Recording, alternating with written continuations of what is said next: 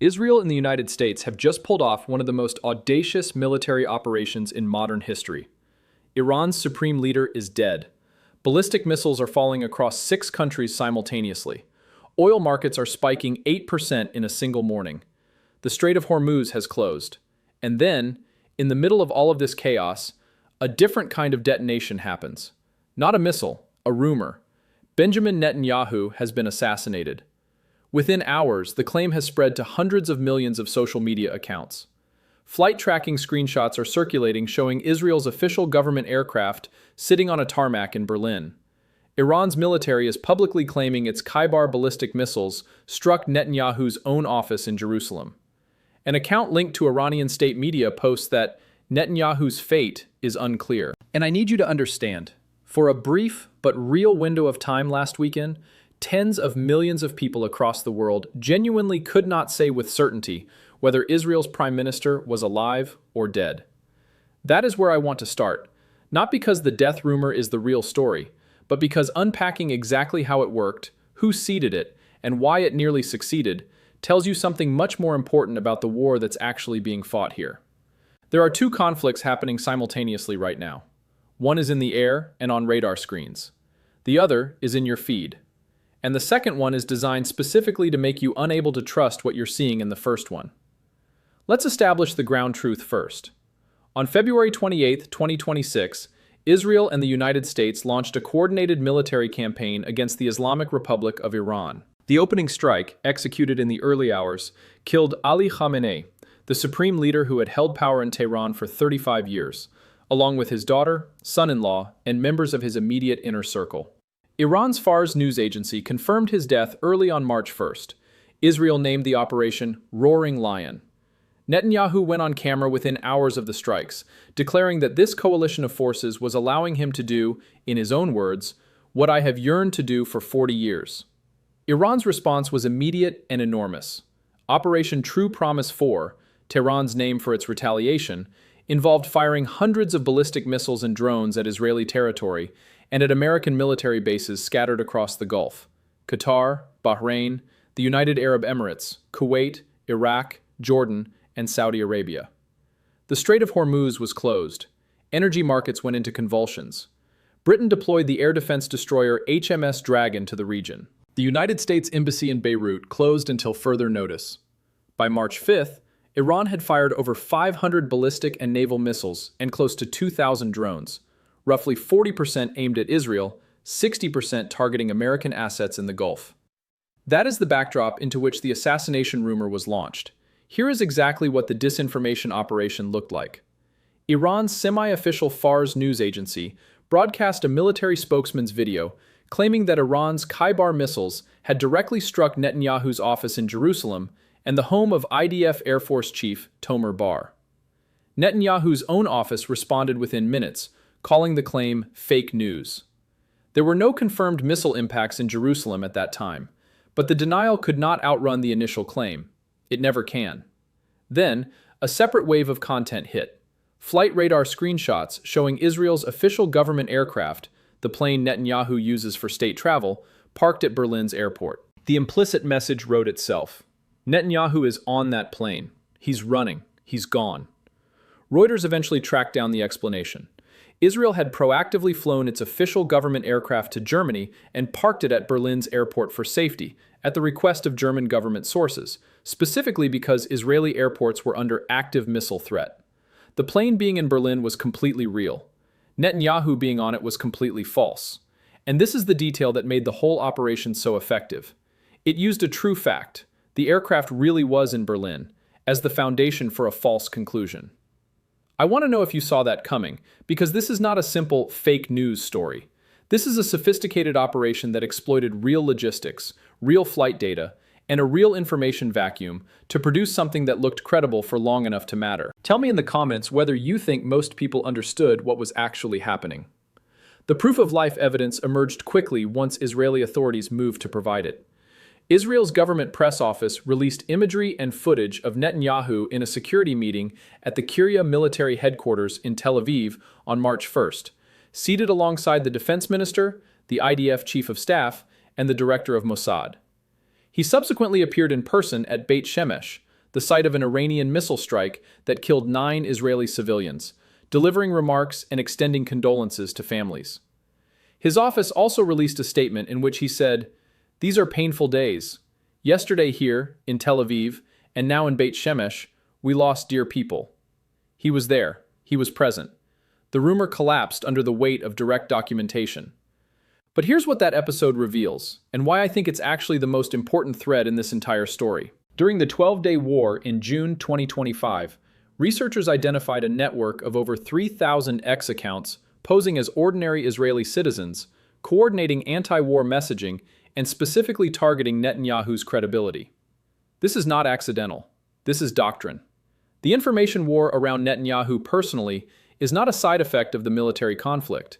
It is a deliberate strategic component of how Iran and its allies are fighting back against a leader they cannot neutralize militarily.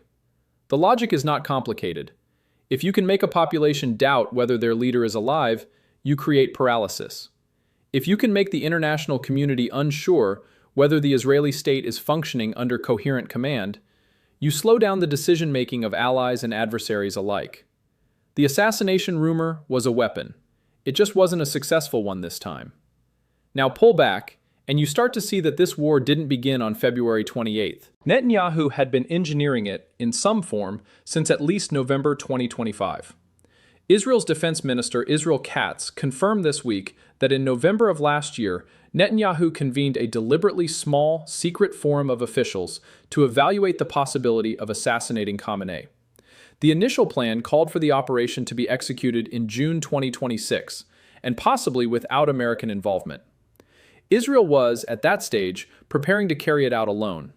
What accelerated the timeline was a sequence of events that nobody fully predicted. The eruption of mass anti-regime protests inside Iran in late December and January, which were put down by regime security forces with a death toll that human rights groups believe reached into the tens of thousands. Those protests created both a strategic opening and a shared conversation between Jerusalem and Washington about whether the conditions for something much larger were falling into place. The decisive intelligence came on February 23rd. Netanyahu called Trump from the White House Situation Room, a call that, according to 3 sources briefed on the discussion, was the pivotal moment that set the war in motion. The tip? Khamenei and his top advisors were scheduled to meet at a single known location in Tehran that coming Saturday. All of them, in one place. CIA confirmation came through on Thursday. The Geneva negotiations between American and Iranian officials, the last diplomatic channel still open, collapsed the same day. On Saturday, February 28th, the strikes began. Secretary of State Marco Rubio later told reporters, "We knew that there was going to be an Israeli action. We knew that that would precipitate an attack against American forces. And we knew that if we didn't preemptively go after them before they launched those attacks, we would suffer higher casualties." That framing, that American involvement was defensive rather than aggressive, has been challenged by Pentagon briefers who reportedly told Congress there was no intelligence indicating Iran was planning a preemptive strike on the United States. This is where I want your perspective, because the gap between those two accounts matters enormously. Was this a preemptive defense of American forces? Or was it a war that Netanyahu had been building toward for decades, that he finally found the conditions and the partner to execute? Drop your read in the comments. The domestic political dimension of all this is something that deserves honest examination, and it's something Netanyahu's critics and supporters would both acknowledge, though they'd frame it very differently. Since October 7th, 2023, Netanyahu's political brand had been badly damaged. The greatest security failure in Israeli history happened on his watch. He needed to rebuild the narrative. And the way he's done it is by systematically escalating. The campaign against Hamas in Gaza, the strikes on Hezbollah, the 12-day war against Iran in June 2025, and now Roaring Lion. A preliminary survey from Israel's Institute for National Security Studies this week found that 81% of the Israeli public supports the Iran strikes. Channel 12 News, a network that has been consistently and sharply critical of Netanyahu, added the slogan, "Together all the way," to its logo. Even centrist and center-left opposition politicians have fallen into line behind him.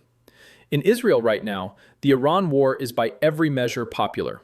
sources close to Netanyahu say elections may come earlier than the officially scheduled date of late October, specifically to capture wartime momentum. The naming of the operation, Roaring Lion, branded within hours of the first strike, was not accidental. Netanyahu appears to see himself as the Israeli Churchill, the leader who, against all opposition and skepticism, finally confronted the existential threat his country had been living under for 4 decades. He said on camera that the operation allowed him to do what I have yearned to do for 40 years. That is not the language of a bureaucrat managing a security situation. That is a man narrating his own historical legacy in real time. But the second story underneath that one has not resolved itself, and it's the one that determines whether this ends cleanly or not. In the United States, this war is not popular. Polling of Trump's own voters found 53% saying the U.S. should not be involved in an Iran-Israel conflict. Americans are now stranded across the Gulf region. The State Department scrambled to mount emergency evacuations for over 1,500 citizens who requested assistance getting out of affected areas after the strikes began. The original cover story, that Israel had acted independently, was contradicted by Trump himself within 24 hours. The internal coherence of the American public rationale for being in this war is, to put it charitably, contested. Trump has said he does not want a forever war. He ended the last Iran escalation in June by ordering Israeli jets to turn back. The question every analyst is sitting with right now is, what happens when Trump decides this is enough, and Netanyahu's stated goal, the actual removal of the Iranian regime, hasn't been achieved yet? That tension has happened before. It could happen again. And if it does, Netanyahu will be left holding a campaign with an objective he cannot complete on his own. On the Iranian side, the regime is battered but has not collapsed. The Interim Leadership Council, Pezeshkian, Mohseni Ejei, Arafi, is navigating a set of contradictions that have no clean resolution. If they accept terms that look like surrender, the domestic political cost inside Iran could be catastrophic. If they keep fighting, they continue absorbing military attrition they are progressively less able to absorb. Iran's missile launch rate has declined since the opening days of the war, with analysts noting both depletion of stockpiles and what appears to be a strategy of rationing for a longer fight. Hezbollah joined the war on March 2nd, 2 days after the initial strikes, launching attacks on Israel from Lebanon, though analysts say the scale of those attacks suggests pressure rather than genuine military capacity. Globally, the fracture line is exactly where you'd expect it. Western governments are largely backing the American and Israeli position. China's Foreign Minister Wang Yi called it unacceptable to assassinate a sovereign nation's leader and instigate regime change.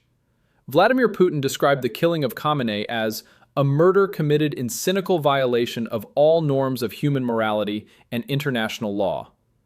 Those condemnations have not, as of now, translated into direct military counter-involvement, but they signal a diplomatic realignment that will outlast whatever ceasefire eventually arrives. And all of this loops back to Netanyahu, still alive, still running a war he spent decades preparing for, navigating between the ambition of his stated goals and the limits of what his most powerful partner is willing to sustain.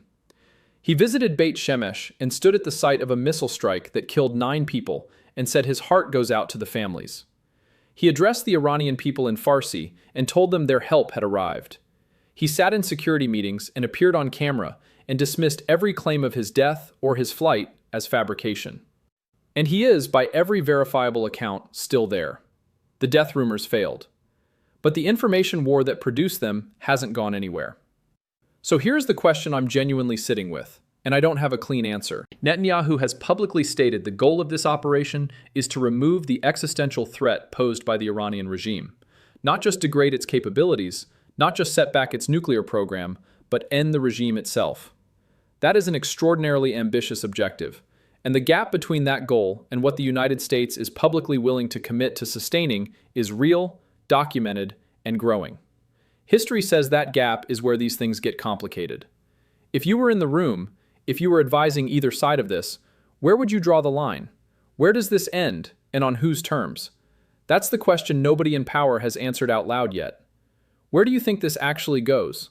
I've laid out the architecture as clearly as I can. Now I want your read on the ending.